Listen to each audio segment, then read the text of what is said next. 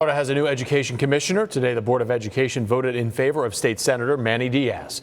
The South Florida politician is set to take the top spot on June 1st. Our Capitol reporter, Forrest Saunders, has the details from Tallahassee. Diaz is a well-known name here in Tallahassee. He's been serving in the legislature since 2012, and his resume is now growing a bit longer, becoming the first Hispanic ed commissioner in Florida history. It was a unanimous vote Friday. Motion carries. I would say congratulations, Commissioner. Senator Manny Diaz is taking over for outgoing Commissioner Richard Corcoran and leading a department serving about 2.8 million students. The Republican wants to hit the ground running, ready to first end FSA testing and start addressing the teacher shortage. Any of the strides that we've made in this state up to this point don't matter if you don't continue to build on them. The governor nominated Diaz earlier this month. He's been a public teacher, coach, assistant principal, and since 2013 worked as an administrator at a private junior college.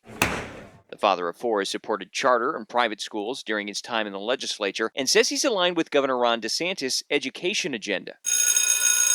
This year, that included a critical race theory ban and prohibition of gender identity and sexual orientation instruction in K-3 classrooms. Diaz will be tasked with executing both. We're going to implement the law. We're going to follow the law. All of our schools are going to follow the law, and that's the way, it's very clear the intent of the legislature and the governor's signature. The appointment has the support of conservative groups like Americans for Prosperity. The culture war, whatever you want to call it, education is at the forefront of voters' minds right now, and Manny Diaz is the man for the hour. But critics have questioned whether he's too close to private and charter schools. Even so, he nabbed bipartisan support from old colleagues like Senator Bill Montfort. He's a man of great integrity. He's a man that will listen to opposing views. He will always make the right decision for what's best for students. Diaz now assumes the position on June 1st and will serve at the pleasure of the Ed Board.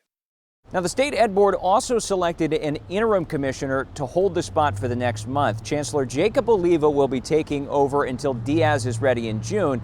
Diaz, meanwhile, will be voting in that upcoming special session next month. That's the latest out here at the Capitol. I'm Forrest Saunders reporting.